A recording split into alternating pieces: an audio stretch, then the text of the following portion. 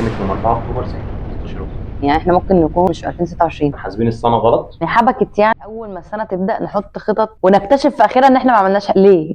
هو الناس بتخاف من فكره ان العمر يجري بيهم وما يكونش حققوا حاجه. هل انا مستعده اكمل لحد ال60 وانا في نفس الشغلانه؟ مفيش حاجه اسمها كوبايه مثل القهوه يوم 10 ما بتاخدش غير 1000 جنيه، مش هو مش عارف هو بيوند ده هيحقق ايه اقل من المليون جنيه برضه. يا احلى من دكتور على فكره. نسكيب تو ماتش بلاننج. عندي صولات وجولات في الخطط، بعمل خطط من وانا 10 سنين، في العشرينات ندمت في الثلاثينات.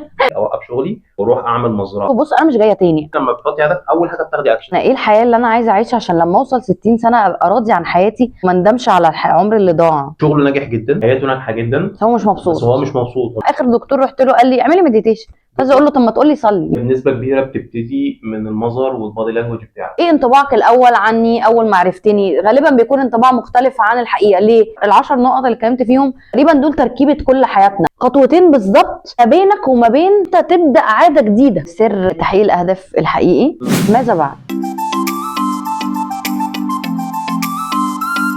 سمعت عن الوقت الشبحي؟ سمعت عن ناس يعني بيقولوا انه السنه تقريبا زاد عليها 3 سنين او 4 سنين، يعني احنا ممكن نكون مش في 2026، ممكن نكون في 2029 او 2030 كمان. ده ازاي يعني؟ ما فهمتش. لا معرفش.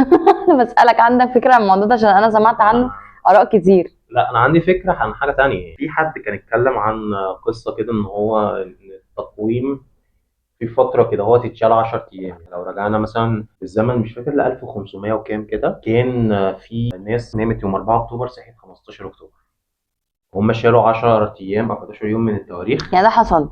ده حصل، دي حاجه حصلت، وسببها الرئيسي ان كان زمان كان في حاجه اسمها التقويم اليولياني، كانت الناس معتمده عليه اكتر، وبعد كده حولوا لحاجه اسمها التقويم الجروجري. تقويم الجروجري المفروض يعتبر اضبط شويه، بيقول لي كان في فرق مش عارف 11 دقيقه، كان حاسبين السنه غلط، فبسبب الغلطه دي اضطروا ان هم يحذفوا التاريخ، جزء من التاريخ بتاع التقويم الجديد. عشان كده حصلت الحركه دي ان هم شالوا من يعني احنا احتفلنا بالنيو يير متاخر 10 ايام حاجه كده اللي هو يعني يعتبر احنا لكن احنا في 2026 احنا المفروض يعني ان شاء الله خلينا نتجاهل كل الحاجات القديمه يعني. احنا بالنسبه لنا الناس بشكل عام كده كده مش فارقه انت في سنه كام او في يوم ايه، يعني عيش اليوم اللي انت هتعيشه وخلاص. طيب ماشي، طب ليه بقى الناس حبكت يعني اول ما السنه تبدا نحط خطط للسنه ونكتشف في اخرها ان احنا ما عملناش ليه؟ اشمعنى؟ هو بالنسبه لهم فجاه اللي هو انا ايه ده، انا عايش حياتي ازاي، انا المفروض بقى اشوف بقى اهتم بحاجه في حياتي، ابتدي ان انا اخد بالي من نفسي. هو الناس بتخاف من فكره ان العمر يجري بيهم وما يحققوا حاجه، يحسوا انه تاهوا يعني في الحياه. بالظبط، انذار كده. بتكون النتيجه اللي هو طب انت عملت ايه السنه اللي فاتت، بس اللي هو انا ما قدمتش ان انا عملت حاجه جديده في حياتي. اليوم بيعدي بسرعه واللي بيعدي بسرعه، والناس بتعدي الفكره. ليه بقى الناس بتوصل فعلا لمرحله انها بعد ما تكون حاطط اهدافها وتبقى متحمسه في اول السنه بتيجي في الاخر تكتشف انها ما وصلتش لحاجه، رغم ان انا عمري ما حطيت هدف غير لما وصلت له؟ هل عشان انا عارفه الميكانيزم او متعوده على طول حياتي كده؟ هل دي حاجه من النشأه بنتعود عليها، ولا ده فكر ممكن نكتسبه؟ ازاي اعرف احقق اهدافي فعلا؟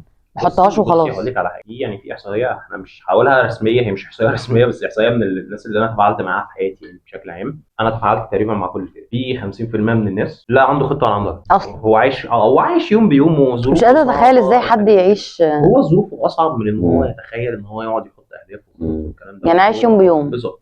وبرده في حته بتتطلب بالوعي وكده. 45% من الناس هم بيحطوا اهداف وما بيحققوش اصلا كده. 45% يعني تقريبا نص نص اللي بيحط الاهداف. قد بالظبط التاني. في بقى ال 5% التانيين 4% دول اللي هم بيشتغلوا من غير هدف، بس بيشتغلوا بجد، هم حرفيا مكنه شغل.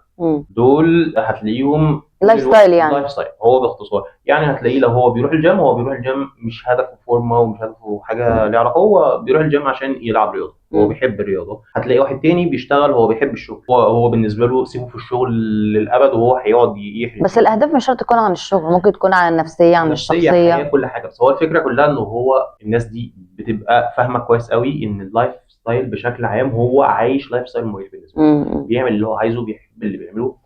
فكره ان بس هل كده بيطور من نفسه ولا بيطور من هو بالعكس، هو بيطور من نفسه وبيحقق اهدافهم اكتر من ال 45%. يعني هو حاطط اهداف، مش اهداف، هو بيوصل، او هنقول نقدر بيقول هو بيوصل لحاجات التانيين ال 45% من غير ما يخطط لها، من غير ما يخطط، عشان اما بيلاقي فرص قدامه ما بيفكرش فيها.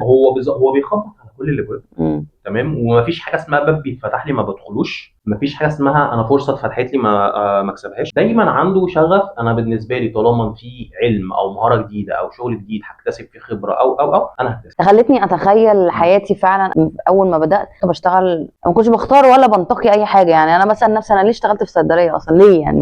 ما فيش سبب. وبعدين احنا ما اتكلمناش بقى عن ال 1% التانيين، يعني احنا اتكلمنا هم ال 1% دول اللي هم الناس بقى اللي بنقول عليهم بقى فكره اللي بيحط اهداف بيحققها. ال 1% دول ناس كتيره فاكراهم ان هم تطور لل 45%، ان الناس بتوع ال 45% في يوم من الايام هيوصلوا ل 1%. هو في الغالب مش جاي من عندهم، مش شرط. هو بالعكس هو جاي من الواحد من ال 4% اللي كانوا بيشتغلوا. يعني هو اصلا من البدايه كان هو في الاساس هو ما كانش عنده فكره ان انا اعمل اهداف واحطها واشتغل عليها. هو كان العكس، هو كان بيشتغل اكتر من غير اهداف لحد ما في يوم من الايام اكتسب الخبره والمهاره اللي تخليه يعرف يحط الاهداف اللي يقدر يقول على اساسها والله انا بشتغل على الحاجه دي فاقدر اعملها. يعني زي مثلا على سبيل المثال انا لو جيت قلت لك انا مثلا واحد عايز اعمل فورمه، عايز اخس مثلا 10 او 20 كيلو في خلال كام شهر، خلال 3 شهور.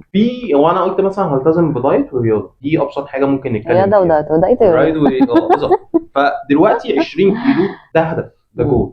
كتير من الناس بيفشل بعد اول شهر. ليه؟ لان هو بيجي يقعد يقول ايه، انا بعد اول شهر انا ما خسيتش مثلا غير 5 كيلو، انا ممكن ما خسيتش اصلا حتى 3 كيلو ولا حاجه. هتلاقي جسمه لا اراديا يقول له لا معلش والله الاهداف بتاعتك ما اتحققتش، فما يكملش. وممكن يقعد 3 شهور وما يخسش 20 كيلو. ليه؟ عشان هو الفكره كلها، الفكره مش في تحقيق الهدف. انت جسمك كان ماشي في سكه معينه وانت ما كانش عندك الخبره الكافيه انك تعرف انت محتاج قد ايه او محتاج ايه عشان توصل للشيب ده وتقدر انك تحقق الجول ده. انت لسه بتستكشف.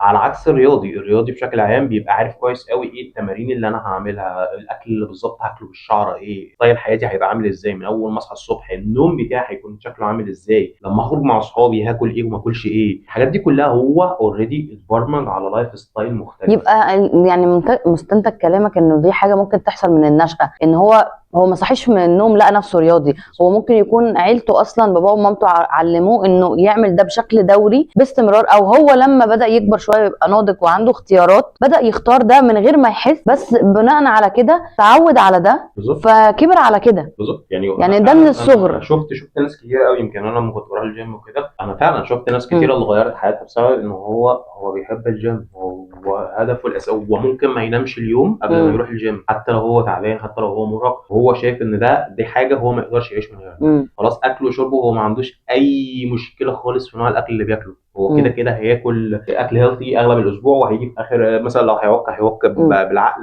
هو عارف ازاي يظبط. فغالبا دي من انا متهيألي برضو ان الطفل اللي بيكون اهله عودوه على نسبه التزام في حياته في جدول يومي. يعني سمعت، عشان مهتمه اقرا في التربيه يمكن من بدري شويه، عشان عرفت انه يمكن من سن 3 سنين بنبدا نحط جدول للطفل. انت يومك هيمشي 1 2 3، او يمكن الروتين كمان بيبدا من اول ما يتولد، عشان الطفل بيبقى مش عارف يحس بالوقت. هو بيتوقع ده بعديه ده بعديه ده، عايز روتين عشان يحس بالامان ويطمن.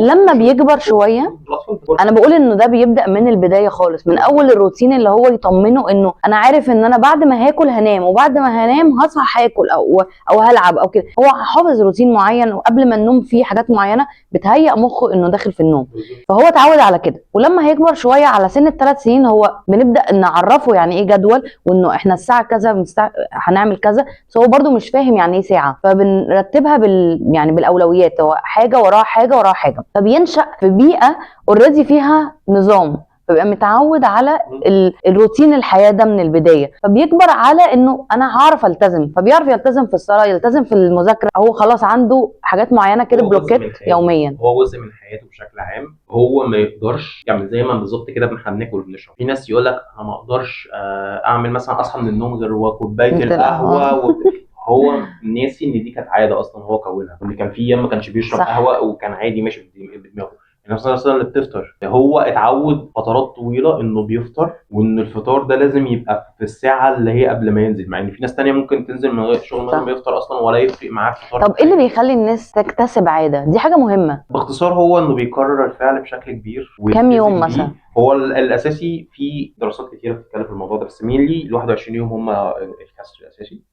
انا ده الاساسي ان انا لازم اكسر 21 يوم، التزم بالعاده. بعد ال 21 يوم المفروض ان الجول بتاعي جاي يكون 3 شهور. بعد الثلاث شهور او 90 يوم بنسبه كبيره بيكون حاجه جزء في اللايف بقت ستايل. لايف ستايل، صح كده. بالظبط، يعني لو انت خلاص صعب انك تغيرها، وصعب انك انت لو ما عشتش يومك بيها بتحس ان في انت حاجه عارف غلط. ان في ناس ما عندهاش بقى، او مش قادره تعرف انا دلوقتي عايزه اتعود مثلا عايزه اتعلم لغه، عايزه اتعلم طبخ، عايزه اتعلم سواقه، مم. بيستسلموا بسرعه جدا من اول يومين ثلاثه. يمكن انا في شغلي خدت بالي من الموضوع ده، تقريبا 80% من الناس اللي دخلت تشتغل معايا كانوا بيستسلموا من اول اسبوع، رغم انه لو بس اتكيتوا على نفسكم 21 يوم خلاص هيكونوا بيتعودوا. فده اللي خلى الناس بقى تنجح معايا، انه بحط لهم بروجرام بالمواعيد. لا وهم مستنيين ريزلت سريع قوي. ما ينفعش، لا لازم بالظبط. ابقى، بص هو برضو احساس حلو ان انا ابقى متوقع وعارف امتى الريزلت. فانا بقول لها ادي نفسك فرصه تتعودي على الشغل 21 يوم، وبعد ال 90 يوم انت هتلاقي نفسك محترفه اصلا، او مش محترفه يعني، بس انا بحمسها يعني بالكلمه، هو تلاقي نفسك ايدك مشيت في الموضوع، زي الطبخ، زي التربيه، زي اول مره امومه، اول مره سواقه، اول مره تعليم اي حاجه في الدنيا. فانا لو انا عايزه اتعلم حاجه لنفسي او انمي حاجه في شخصيتي، محتاجه اثابر عليها 21 يوم. 21 يوم مش كتير يعني في الحياه السريعه اللي احنا عايشينها. بس هي الفكره كلها الناس دايما حاول زي ما اقول كده هم مستعجلين على الريزلت، وهو مقتنع طب اشوف حاجه، اشوف نتيجه ولو ببساطه كده. بصيص امل.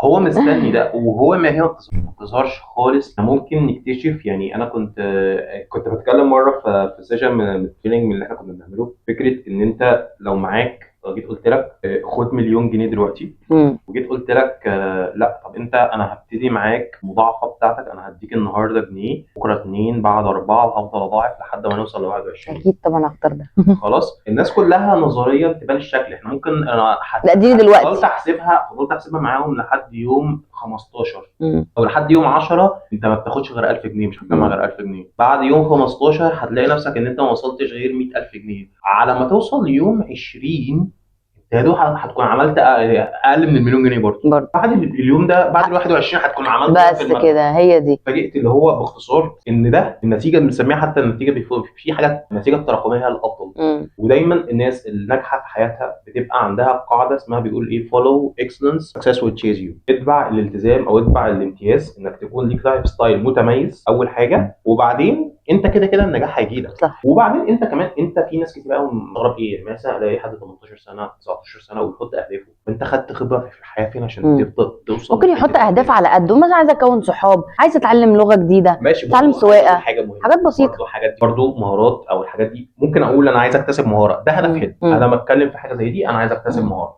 خلاص. وطبعا هي هتحتاج اكيد الالتزام، لان هو مش عارف هو بيوند ده هيحقق ايه، هو مش عارف بعد ما اتعلم سواقه. فانا بالنسبه لي مهاره، لكن ما تبقاش بتدور على حاجه عايز تسابها بشكل عام. ما تقولش مثلا انا عاوز ابقى اوصل لليفل سي 2 مثلا في الانجلش، لسه بدري قوي، انت لسه فين؟ طب انت فين ورايح على فين؟ طب انت عارف اصلا مدى قدرتك على انك توصل للمستوى ده هتبقى عامله ازاي؟ طب لو ما حققتش الهدف، هنا بقى دي النقطه المهمه. فكره الناس كتيره قوي، الناس ما تعرفش ان 1% من الناس، 1% دول اصلا اغلب اهدافهم ما بيحققهاش. يعني هو ممكن 90% من الاهداف اللي هو حاططها ما كانش عاملها، وال10% مش بالضروره يكون حاططها هو كان ممكن حاجات ما كانش اصلا متوقعها. صح، وبتحصل اوفر اكسبكتيشن بشكل عام عالي جدا، لدرجه اللي هو يقول لك انا ما كنتش متوقع. يعني انا فعلا لاحظتها في كل الناس اللي بتتكلم في الفئه دي، يجي يقول انا ما كنتش متوقع النتيجه. بيتكلم في اوقات كتيره في الحظ. يعني مره بسمع ناس سويرس كان بيتكلم على الحظ، فعلا هي فكره الحظ جزء اساسي في اللعبه. بس الحظ ما بيجيش لاي حد، في ناس بتتولد بيه، بس حتى لو الحظ ده هم ما قدروش هيضيع منهم. هل هو حظ ولا فرص؟ بيكتسب الحظ بشكل كبير جدا، هو اللي بيضيعه.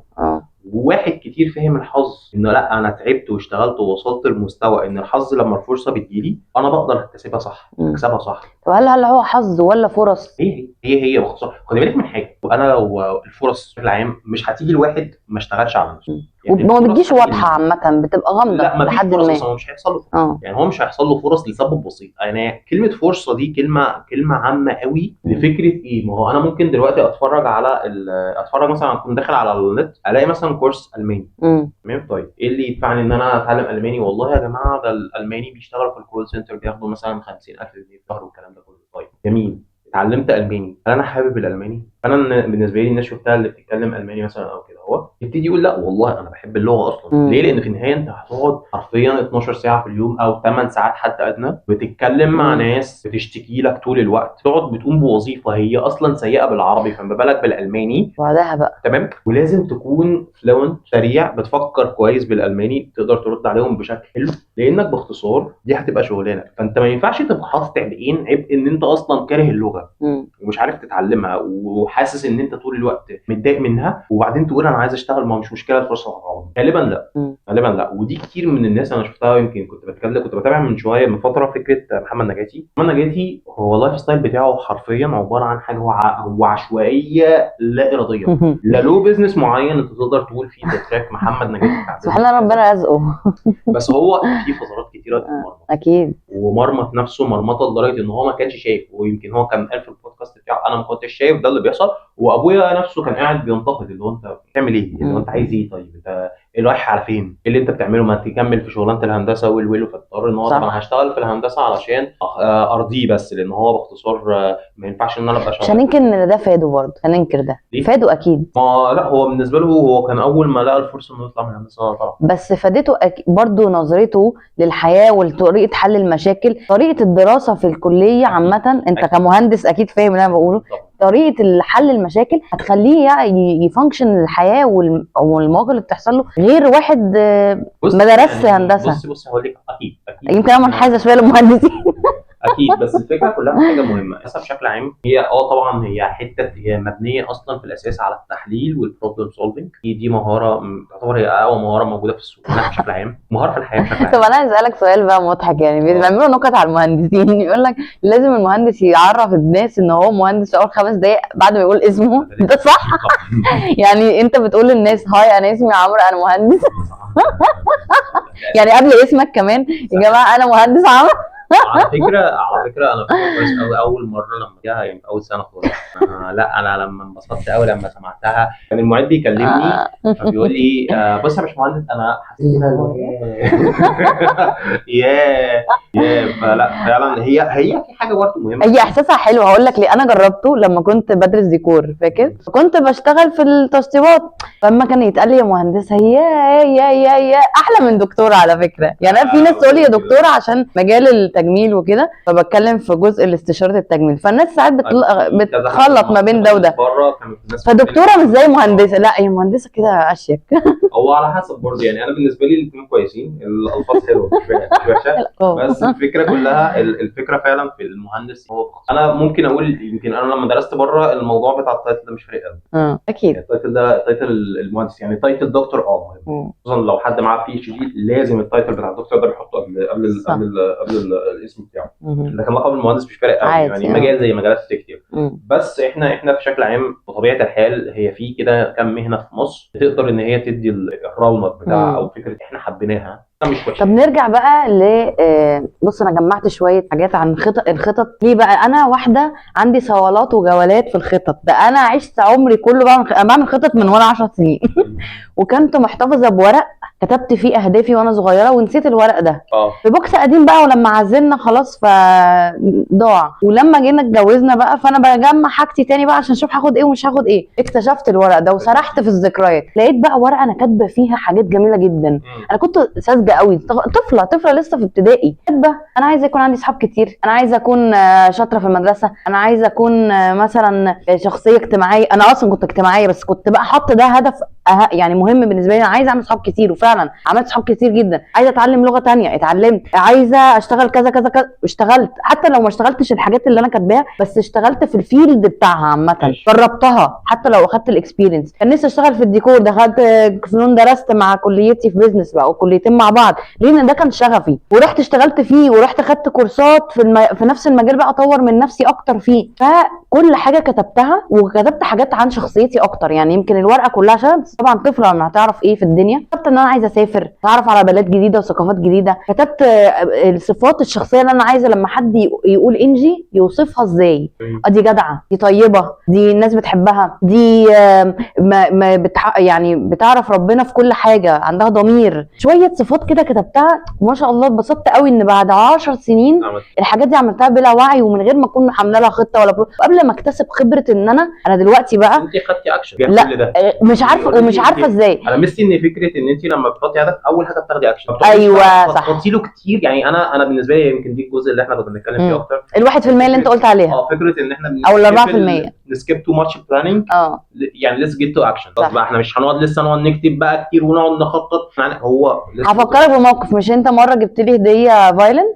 انا عملت ايه؟ انا اول حاجه رحت حجزت كورس وانا لسه هخطط انا عايزه اوصل لفين وهل انا لما هتعلمها هخش بقى اوركسترا وكده. انا اوريدي كنت في اوركسترا في المدرسه، فكان ممكن ده يكون هدف من اهدافي. بس لا، مش شرط كل حاجه نعملها في الحياه تكون ليها هدف. ولا وفي حاجات كتير حاجه انبساط. انت الديكور بعد ما درستيه وعملتي كل حاجه فيه اكتشفت انه لا، مش ده. بالنسبه بقى موضوع الديكور ده، انا سمعت قصه البنت عجبتني جدا. هي كان هتموت وتخش صيدله، ذاكرت وجابت مجموع وكل حاجه، وكانت هتموت وتجيب صيدله ب 97% وفلتت منها صيدله على حاجه بسيطه جدا. مش فاكره دخلت كليه ايه. المهم يعني ان هي بتحكي انه فضلت مصره ان هي عملت زيي، مصره برضو على حاجه غير اللي ربنا اختارها. راحت نزلت اشتغلت في صيدليات واترقت وبقت مدير فرع بقى لدرجه انه الصيدليات الكبيره تكلمها تقول لها سيبي الصيدليه دي وهدفع لك مرتب الدبل عشان احنا عايزينك عندنا. كانت شاطره جدا. جميل. وفي الاخر هي سالت نفسها سؤال واحد: انا وصلت لاعلى بوزيشن ممكن اوصله في الصيدليه، ماذا بعد؟ هعمل ايه بعد كده؟ هل انا مستعده اكمل لحد ال60 وانا في نفس الشغلانه؟ هي يومها لمت شنطتها ومشت. هي استاذنت منه وقالت له معلش انا هروح اجيب حاجه. قابلت وكلمت صاحب الصيدليه قالت له بص انا مش جايه تاني. قعد يتحايل عليها ولا والمخزن والصيدليه هتقع والفرق وعايزينك ومفيش. قال لها طب روحي اهدي ولما تاني يوم تعالي نتكلم. نامت صحيت هي في نفس القرار. انا مش عايزه اكمل هنا لان انا خلاص جبت اخرها. انا بقى في شغلانات كتيره جدا حسيت كده، انا جبت اخر المكان. انا وبعدين انا عايزه اكبر، عايزه انمي من نفسي اكتر. هنا انا مش بكبر، هنا مش بتعرف كده. بيقول لك يمكن في ناس ممكن ما تكملش اكتر من 2-3 في شركه او شغلانه عشان هي خلاص جابت السقف وبتعيد وتزيد وتعيد وتزيد. طب خلاص انت كده الحياه بقت ممله جدا. انت بقيت مكنه عايزه بتجيب فلوس وخلاص. عارفه ان في بالمناسبه يعني ان انا بتابع طبعا عشان انا في اللي بتاعي ليه علاقه بالريليتد بالبروجرامينج. عدد كبير جدا من الناس اللي شغاله في جوجل او مايكروسوفت، الشركات المفروض كبيره وناس بتاخد ارقام قد كده وبتاع، كتير جدا منهم لما جم سالوا عنهم احلامهم عامله ازاي قال لك انا عايز في يوم من الايام افصل شغلي او اوقف شغلي واروح اعمل مزرعه او اروح اقعد. ده حلمي.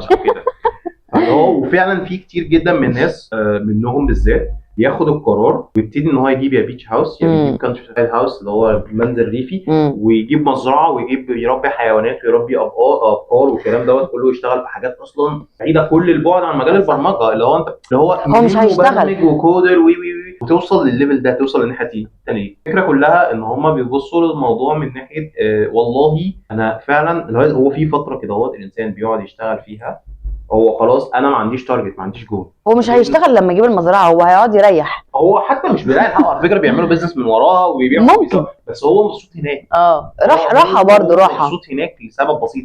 مش راحه توتال بس هو في حاجه مهمه قبل الراحه الجسديه والكلام ده كله، حته اي بيلونج ذير، حاسس ان انا بنتمي ده. فكره ان شخص مثلا بيعمل حاجه شغلانه معينه بتجيب ارقام قد كده وتلاقيه هو راح تارجت لا انا عايز اشتغل كذا، وهو بيحس انا حاسس بنفسي هنا، حاسس بهويتي هنا، مع ان الشهادات اللي معاه حرفيا تقدر تجيب له ارقام وتوصله لمراكز هو ما يحلمش بيها. سواء اهم حاجه ان انا اكون مرتاح في الحياه. يمكن اهم سؤال نساله لنفسنا واحنا في ال20 او في ال30، انا ايه الحياه اللي انا عايزه اعيشها عشان لما اوصل 60 سنه ابقى راضي عن حياتي ما ندمش على العمر اللي ضاع. انا جمعت شويه حاجات كده اللي المفروض يعني او مش مفروض، مفيش حاجه مفروضه في الحياه، بس نحاول ان احنا نحط اهداف فيها. 10 نقط بصراحه. الجانب الشخصي، انا عايزه شخصيتي تكون عامله ازاي، ان في ناس كتير جدا لسه ما طورتش من نفسها لدرجه ان هي ما تعرفش شخصيتها. يعني اما اقول لها اوصفي نفسك ما تعرفش توصف نفسها، شخصيتك عامله ازاي. وممكن يكون فيها عيوب، في شخصيتها هي مش عارفه تعالجها، او ممكن في حاجات هو معتبرينها عيوب وهي مش عيوب. يعني كتير من الناس صح. في حاجات مش عاجبهم في شخصيتهم وهو حاسس انها عيب. في واحده كانت بتقول انا كنت فاكره نفسي ان انا ما عنديش صبر عشان مامتي وصفتني بكده، وطلع انه مش ان انا مش ما عنديش صبر، طلع ان انا بحب عندها انيشيتيف، ان هي عايزه تبادر بالحاجه. ده مش معناه انه ما عنديش صبر. وكتير مننا يعني احنا عشان عندنا برضه الاي اتش دي واحنا صغيرين كده اهو، احنا كنا بنتحرك بشكل كبير جدا، اهالينا كانوا بيعتبرونا اشقياء بيعتبرونا مش مركزين، مع اننا كنا الحمد لله متفوقين دراسيا وبننجح وبنجيب درجات حلوه والكلام ده كله، بس لا انت شقي اقعد. لسه كنت بقول لك ايه، فريد لما هيكبر احنا هنعرف نقول له بقلب. باباك ومامتك كانوا بيجيبوا الفول ماركت وبيطلعوا الاوائل، عشان ده حقيقي. بالظبط، اللي هو انا بالنسبه لي اللي هو انا يعني هو انا قلت قبل كده، بس انا فعلا في فترات كبيره قوي احنا عانينا مع اهالينا بالذات. حبيبي والله انا بجيب درجات عاليه. انا في ابتدائي انا فاكر طلعت الثاني على الاداره والاول على المدرسه، اللي هو مفيش حاجه يعني سقف ايه، انا ما كانش فاضل غير ان انا اطلع. هو المفروض يطلع اول على مصر بقى، ما كده مش هنقبل اقل من كده. لا بس هو الفكره كلها سقف تحدي عالي. لما دخلت اعدادي وثانوي، انا لما نزلت انا يعني ما نزلتش جامد اللي هو حاجه و90% بتاع، بس الفكره كلها ايه، انا بالنسبه لي في لايف ستايل معين للحياه. انا اوقات بتحرك وبعمل وبسوي، الفترات اللي بتحرك فيها كتير دي هي دي اللي بتخليني لما اجي اقعد اركز دي بوصل للحاجه اللي انا عايزها اوصل. فعامة كلنا لازم نبقى واعيين بشخصيتنا. يمكن كنا واحنا صغيرين واعيين قوي بجوانب شخصيتنا وفاهمينها من سن صغير. الناس لازم تحاول تفهم شخصيتها وتعرف تحدد عيوبك. اكتبي عيوبك، اكتبي مميزاتك، وقولي انا عايزه شخصيتي يكون فيها صفات كذا. تاني حاجه كمان جانب من الجوانب المهمه ان انا لازم احدد انا اهدافي الماليه ايه العيوب. انا ما بعرفش احوش، ما بعرفش استثمر، ما بجيبش فلوس كفايه. برضو محتاج ان انا اطور في الجزء المالي. مش اما بيكون معايا فلوس زياده بروح اصرفها بدل ما اروح احوشها. يعني شويه اهداف ماليه كده لازم اعملها. ثالث نقطه كمان هي الجزء العيله. انا مقصر مع عيلتي، اخواتي علاقتي بيهم ايه، متجوزه ولا لا، خطيبي، جدي جدتي خالتي. الجانب العائلي. في اهداف كمان مهمه جدا هو الجانب العقلي. انا ما ينفعش اسيب مخي عفن زي الفاكهه كده لو ركنته. والله بجد مهم جدا اسال نفسي سؤال يومي، انا النهارده اتعلمت ايه؟ لان انا الناس اللي بتقعد تضيع وقتها على السكرولينج على الموبايل ده لو سالتهم انت اتعلمت ايه يقول مش فاكر حاجه، مش فاكر اصلا الفيديوهات اللي هو اتفرج عليها. رغم ان هو بيقنع نفسه ان انا عمال اتعلم. انت عارفه ان اصلا جزء من السوشيال ميديا اللي هي عايزانا جزء كبير جدا هي بتتعامل على الفضول اللي المفضوعيه بيكون عندنا علشان احنا عايزين نكتسب بيها معلومات. جزء كده ربنا سبحانه وتعالى حاطه لنا، احنا بناخد دوبامين من المعلومات اللي بنكتسبها. صح. جزء كبير جدا من الناس بتقعد ان هي تجري في السكرولينج مخصوص علشان ان هو عاوز يكتسب اي معلومات، يتعلم، يدخل حتى لو مش مجاله حاجه مش مهتم بيها يتفرج برضه. لا، وكتير جدا منها عباره عن فيديوهات هي اصلا مش بتدي معلومه قد ما بتدي انبوت، اي انبوت وخلاص. خلاص القصه دي كلها لدرجه ان يعني حتى الكلام ده برضو بيشمل زمان لما كنا الناس بتتفرج على افلام، الناس بتتفرج قصص، الناس بتتفرج على ماتشات كوره. هو الانسان بشكل عام عاوز يدخل انبوت يحس فيه ان هو بيعمل كده، لدرجه ان الناس ممكن تقعد تمسك فيلم تحلله. يعني ده فيلم يعني في النهايه يعني انت عامل موضوع كبير ليه؟ هو في النهايه اصلا حاجه المفروض ان هي تسلي. لا انا هعمل تحليل فني ليه، ماتش كوره هعمل له تحليل رياضي ليه، فاهم؟ تلاقي في ارقام حرفيا لناس بتشتغل على السايد الجزء الجانبي بتاع التحليلات دي، ارقام بتدفع فيها فلوس اكتر بكتير من الكوره. يعني ماتش الكوره كان الاساس الناس بتتفرج على ماتش الكوره وتمشي، لا دلوقتي عشان التحليلات والكلام ده كله الناس بتدور على اي انبوت، عشان الناس فاضيه مخها فاضي، بتحشيه باي معلومات هايفه بدل ما تحشيه بمعلومات مفيده لانه مكسل يقوم يذاكر حاجه معلومه معينه. لان المعلومات ايه باختصار دي ايزي تبقى صح، سريع، شط سريع كده وخلاص، زي يعني المخدرات بالظبط. يعني هي مسكنات هي فعلا كده هي جزء من الادمان، مخدر صح، هي ادمان فعلا. مهم جدا احط اهداف لعقلي ان انا لازم اتعلم معلومه واحتفظ بيها. ازاي المخ بيحتفظ بالمعلومات دي بروسيس لازم نبقى متعلمينها، وجزء منها بتبقى وقت النوم. وقت النوم المخ بيفرز سوائل بتنظف المخ من الفضلات والمعلومات اللي ملهاش لازمه. تصحى عشان كده بيقول لك ايه، لو عايز تذاكر معلومه وتصحى تمتحن فيها ذاكرها قبل النوم. دي اهداف مهمه. محدش يطبق ساعات بلاش التطبيق.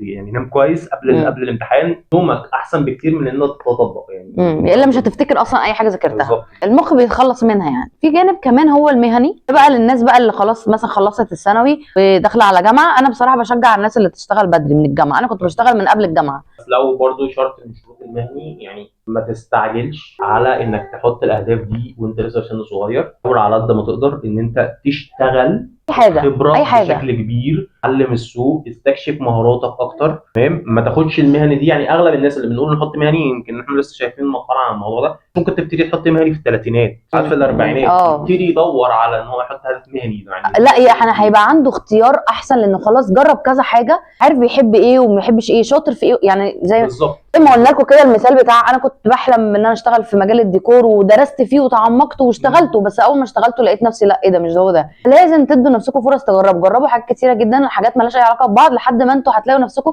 ارتحتوا وبقيتوا شاطرين في مكان معين. الجانب المهني نحط فيه برضه. عندنا كمان جانب الروحي ده انا يعني دي معتقداتي على فكره، يعني مش جايباهم من حته. الروحي ده انا بقسمه لديني وهوايات. انا بعتبر ان الهوايات حاجه روحيه، الرسم، الموسيقى، الرقص، اليوجا، حتى الرياضه، ما هي جانب، في جانب روحي فيها غير التغذيه والصحه، وجانب روحي بيغذينا.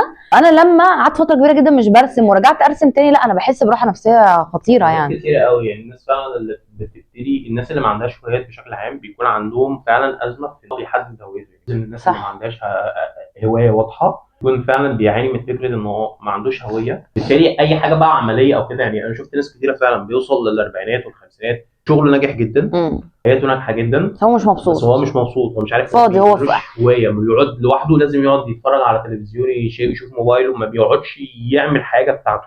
عارف ايه اللي خلاني رجعت ارسم؟ كنت مره سالتني على الجانب الروحي، فاكر لما كنا قاعدين عملنا نقاش كده عميق مع بعض، وقعد يسالني الجانب الجسدي والجانب الروحي. الجانب الروحي ده مهم جدا، هو ده اللي بيخلينا اصلا نعيش. الجانب الديني كمان مهم، ايا كان بقى احنا مسلمين مسيحيين، في طقوس معينه في كل ديانه بتخلينا متعلقين بربنا اكتر. مش بس الصلاه كده كده فرض، احنا بنتكلم في طقوس معينه، ان انت مثلا تقعد تقرا قران، تعمل ورد، تعمل اذكار، شويه حاجات كده. العبادات دي حاجه احنا ما اتعلمناهاش واحنا صغيرين. قبل ما تروح تعمل عباده معينه اتعرف على ربنا قبل اي حاجه، اعرف ربنا مين. يمكن لسه كنت شايفها حتى في، انا من الناس اللي بتتابع اكتر دعاء اجانب اكتر من الدعاء المصريين او كده، لانه بيفسروا اكتر. يعني هو بيهتم يتكلم مع الناس بالشكل اللي هو ايه الترتيبي، على عكس يمكن احنا عندنا مشكله في الدعوه عالمنا العربي. لو انت ما انت عارف يلا فهيخش بقى في الفروض والقضاء والكلام ده كله. طب ما في لسه في مهد الاول، خد وقتك في انك انت تعرفني الدين حته حته، عرفني ربنا. يمكن كنت لسه متابع دوله التلاوه، مصطفى حسني كان بيقول حته حلوه قوي. كان بيقرا في سوره لقمان، قال له ان اول حاجه لقمان قالها لابنه، فاهم، انه قال له اعرف ربنا الاول، اعرف ربنا قبل ما تقعد تعلمه صلاه وصوم وزكاه وحق والكلام ده كله. انت كده كده الحاجات دي هتيجي بعدين، بس انت لازم تعرف، لان في كتير من الناس بيصلي بس ما بيبقاش لا يعرف ربنا، ولا ده باين عليك في اسلوب حياته، وممكن يبقى بيعمل كل حاجه بتنافي الاخلاق وكل حاجه، وهو حرفيا بينافي. والعكس صحيح، في ناس بتصلي بس تيجي تشوف سلوكياتها ابعد ما يكون. هو بالنسبه له هو مقتنع ان الدين سلوكي عباده. هو خلاص انا بقى الفرض اللي عليا، خلاص انت عايز مني انا كويس، انا بصلي وبصوم وذاكر. طب في جانب بقى تاني، في غش، طب في ربا، الدين معامله، وان انا اسلم الناس من لساني ومن تصرفاتي. فبتلاقي اللي هو طب انت فين دينك؟ ده اللي هو الدين اصلا انت عارفه يعني حياتك عامله ازاي. طبعا دي مهمه. فالجزء الديني هيغذي لك روحك جدا، لان ربنا هو اللي خلقنا وخلق روحنا دي، عارف ايه اللي هيريحها. يمكن انا اخر دكتور رحت له قال لي اعملي مديتيشن، اقول له طب ما تقول لي صلي، يعني اسهل حاجه. اول حاجه يعني الصلاه هي اللي بتريح الجسم، بس ببساطه شديده يعني. تمام. نقطه كمان هي الجانب الاجتماعي، صداقات. انا ما ينفعش ابقى معزوله عن العالم وما عنديش صداقات. مش لازم يكون عندي صداقات كثيره جدا، لان دول بيبقوا فيك عامه يعني. الصحاب بيبقى لو صاحب حقيقي ممكن يبقى واحد او اتنين بالكثير قوي، وبيتغيروا غالبا على مدار الحياه، يعني مفيش حد مستمر معانا. الجانب الاجتماعي ده بتكلم في انه يكون عندي علاقات، قصدي الصداقات، يبقى عندي معارف في كل مكان. لما اروح حته ابقى متشجعه ان في حد هينزل معايا الجيم، حد هينزل معايا النادي، حد هينزل لما اكون عايز افطر، حد نشيط بيحب ينزل الصبح. لازم تشوف ايه الكوميونيتيز اللي حواليك. لو انت عايز، لو انا بالنسبه لي ليا اصحابي في الجيم، انا بدور اروح اقابلهم عادي جدا. انا بتشجع ان انا اروح الجيم عشان اشوفهم غير التمرين. فلو انا عايز مثلا بروح نادي او بروح حاجه ليها علاقه بهوايه انا بتعامل معاها، لازم ابقى عامل حسابي ان انا رايح هناك اقابل الناس اللي شغالين دي معايا، عشان باخد منهم طاقه وبديهم طاقه وانا كمان. عامه الشخص اللي ما عندهوش بقى الناس دي يحاول ينزل يقابل ناس وينفتح كده، ما يبقاش انتروفيرت، يحاول يتعرف على ناس. فدي اهداف مهمه نحطها. كمان الجانب الصحي، ما ينفعش ابدا اهمل صحتي. ويمكن انا من الناس اللي اهملت صحتي في العشرينات، ندمت في الثلاثينات. فانا بجاي لكم من المستقبل الناس الاصغر. الحمد لله يعني في الثلاثينات احنا في حاجات كتيره عكيناها في العشرينات، يمكن ما عكتش قوي، بس في حاجات مثلا عكيت فيها الاكل والزيت والشرب. بتيجي في اوائل الثلاثينات بتحس بقى معدتك دي بتتضرب بالجزمه، بتبقى عايز فعلا تتعالج. ان كمان على المدى الطويل الموضوع بيزيد للاسف، يعني اوقات كتير ممكن يوصل لارقام. فريد بيشارك معانا لحاجات صعبه يعني.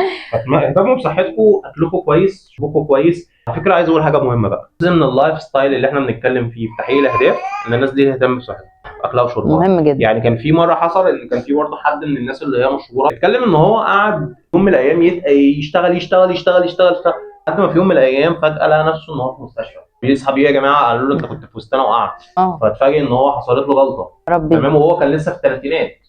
فاللي هو انت ليه، فاتفاجئ اللي هو طب بعيد بقى ايه حساباتي، انا ليه كنت قاعد رامي نفسي في النار اهمل كده نفسي كده. وكنت على الاقل باكل اشرب الكلام ده كله.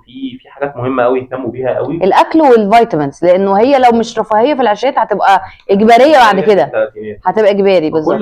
كل ما بتتاسس الافضل في الحته بتاعت الاوائل الصغير وانت في عشرينك ترتاح في انت وانت في ثلاثيناتك ولا حاجه. اخر جانب بقى، وزي ما قلت لكم كل الجوانب دي من وجهه نظري، المظهر ينعكس على ثقتنا في نفسنا وعلى اللايف ستايل بتاعنا وعلى علاقاتنا. ليه؟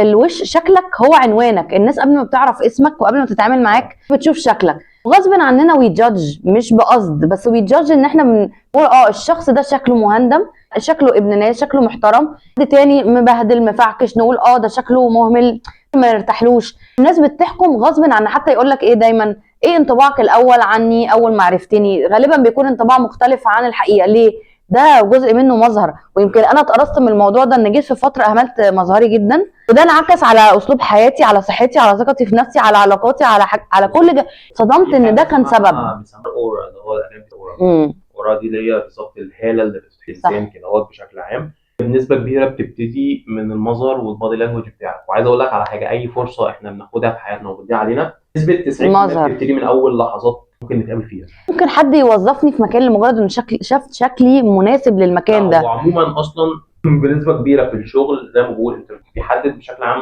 اول من غير انترفيو. على فكره انا اعرف ناس اتعينت مجرد بس ان هم في ايفنتس شافوهم شكلهم ده المظهر اللي انا عايزه، وبعدين اتعرفوا على الشخص ذات نفسه. فالمظهر هو عنوانك، هو السي في بتاعك، هو اللي الباب اللي الناس بتتفتح لك عن طريقه. صنف نفسك بالليفل اللي انت لابسه وبشكل لبسك، مظهرك، الميك اب بتاعك، البارفان بتاعك، الحاجات اللي انت بتعملها في مظهرك هيحسن جوده حياتك وثقتك انت في نفسك، انك تحب نفسك وانت شايف نفسك اون كاميرا في المرايه مرتاح وانت قاعد وسط الناس. حاليا بقيت يمكن حطيت يعني رفعت اولويه الموضوع ده تاني، ان كنت زمان بهتم في فتره لما ركزت في الشغل حاجه ضغط على حاجه. لا، احنا المفروض نحاول نخلي في توازن ما بين كل الجوانب اللي انا قلتها دي. العشر نقط اللي اتكلمت فيهم تقريبا دول تركيبه كل حياتنا. لو وزناهم، حط خطط في كل الحاجات دي، حتى لو ما وصلناش زي ما عمرو قال ما حققناش كل الاهداف، بس حققنا ولو هدفين 3 في كل يعني في شويه حاجات منهم، الباقي هيتظبط. زي ما احنا اتكلمنا، اهدافك ركز اكتر على اللايف ستايل بتاعك كل يوم. انا عايز شكل يومي يكون عامل ازاي، وانت ما تعرفش شكل يومك هيبقى عامل ازاي. في حاجه سهله جدا دايما بيقولها لك لايك ان ارتست، فكره ان انت او في بيقولوا فيك ات انتل يو ميك. صح. انا اتبعت الاستراتيجيه دي فتره على فكره. الناس اللي انت شايف ان اللايف ستايل بتاعهم حلو معاهم، انت بنفسك لا اراديا هتاخد الاورا. مظبوط. الاورا بتاعتهم بشكل كبير جدا. اتكلم زيهم، البس زيهم. الهدوم مهمه جدا. يعني في ناس كتير ممكن حتى يوصل بيه الاهمال في شكله، ان هو ممكن وهو بيفتح باب الشقه مثلا عادي جدا تلاقيه لابس هدوم البيت، او تلاقيه لابس هدوم مش حلوه. في ناس ما بيهتمش بشكله حتى في بيته، ما بيهتمش بنظافته، او ينزل سوبر ماركت بالبيجامه. في ناس بتعمل كده. يعني في ناس لازم تبقى عامل حسابك انك قاعد مكانك في بيتك. ما بنقولكش اقعد 24 ساعه مهندم شيك الكلام ده كله. في اوقات احنا بنبقى تعبانين، في اوقات بنبقى نايمين، الناس بتبقى قاعده طول اليوم نوم. يمكن انا في لحظه كده كنت بقول للناس كده اللي عندي ريموت لما بشغل التيم بتاعي، يا جماعه اول ما تصحى من النوم انت شغال وركينج فروم هوم، اول حاجه كده رقم واحد تغسل وشك وتتوضى وتصلي والكلام ده كله، وغير هدومك. ما تشتغليش بهدوم النوم، ما تقعدش تشتغل لابس هدوم النوم، بيجامه النوم. حتى لو هتشتغل في البيت مكان مخصص للشغل،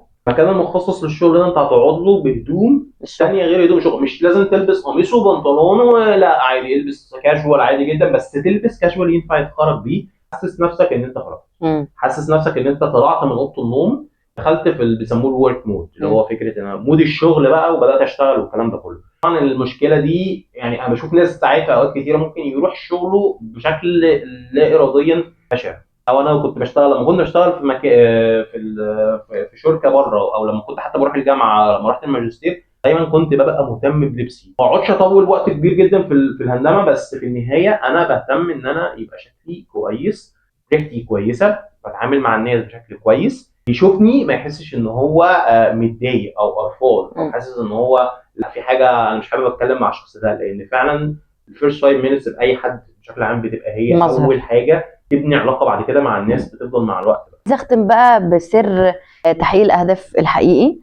بصوا يا جماعه ببساطه كده، انا دلوقتي هديكم مثال صغير. في ناس بتصحى من النوم بتستسهل ايه؟ تفتح ريموت التلفزيون وتقعد واليوم كله يتسرق منها قدام الموبايل، التلفزيون، عشان دي اقرب حاجه. ما انا اول ما اصحى من النوم لو الموبايل جنبي او تحت المخده، اول حاجه هسحبها وهقعد اعمل سكرولنج ساعتين 3، يوم هيضيع. لكن لو انا عايزه استبدل العاده السيئه دي بعاده ايجابيه، ابدلها مكانها. يعني ايه؟ بدل ما بحط موبايل تحت المخده وجنبي على الكومود عشان استسهل ان انا امسكه على طول اول حاجه، وانا مثلا هدف من اهدافي طب انا عايزه اقرا القران اكتر، احط القران بدل الموبايل. عايزه مثلا اتعلم لغه، احط كتاب اللغه اللي انا هتعلمها دي مكان الموبايل، مكان ريموت التلفزيون. فانا اول ما هقعد على الكنبه بدل ما همسك الريموت همسك ايه؟ همسك الكتاب، همسك الجيتار اللي انا عايزه اتعلم عليه. يعني بمعنى اصح، عايزه الحاجه اللي انت عايز تعلميها او اللي انت عايز تعلمها تكون بمثابه خطوتين قدامك. ان انا مسكت الريموت تحت التلفزيون، مسكت الموبايل حطيت البصمه فتح. خطوتين بالظبط ما بينك وما بين ان انت تبدا عاده جديده، خطوتين. لو خليتهم 3 خطوات انت غالبا هتكسل. يعني كنت سمعت واحد عايز يتعلم جيتار ويقول انا بكسل ليه؟ عشان هو شايله في الدولاب. انا بكسل ايه؟ لسه هجيبه هفتح الدولاب ولسه هطلعه من الكفر وانضفه من التراب واظبط. هو مش قدامه فبيستسهل ريموت التلفزيون او الموبايل. اما حط ده مكان ده، انا اول ما بقعد اول حاجه شايفاها ايه؟ الجيتار وجاهز، انا مجهزه وظبطت الاوتار بتاعته ونضفته ومجهزه.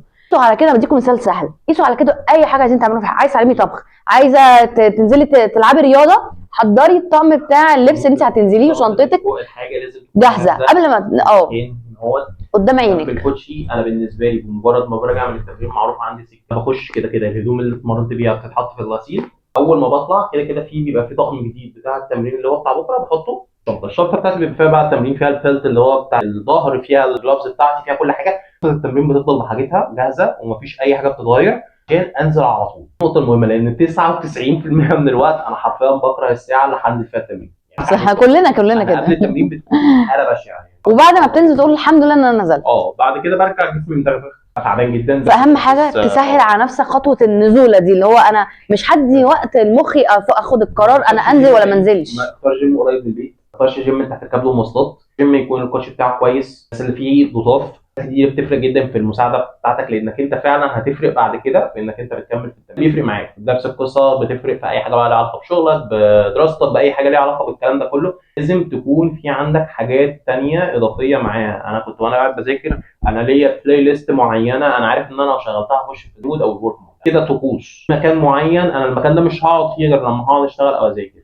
دي القصه كلها. بصوا ثبتوا بقى اللي احنا المعلومات اللي قلناها لكم دي، اي حاجه طبقوها على مثلا عايزه تبداوا كونتنت كريشن، ان انتوا تحطوا اضاءات وظبطوا المعدات بتاعتكم، اعملوا استوديو صغنن كده في البيت، حاجه بسيطه، مجهزين كل حاجه عشان الوقت لما تبقوا عايزين تصوروا مش لسه هنحضر، خلاص كل حاجه جاهزه من قبلها. بصوا كده على اي حاجه في حياتكم. احنا عايزين بقى نستقبل الكومنتس بتاعتكم ونشوف الجوانب اللي في حياتكم اللي انتوا حاسين ان انتوا مش عارفين تشتغلوا عليها ونفسكم تحققوا فيها اهداف، ممكن نستفيد فيها في حلقات ثانيه نكلمكم عنها اكتر ونشارككم بخبراتنا وتجاربنا، بان عندنا خبرات متشاركه كتير جدا.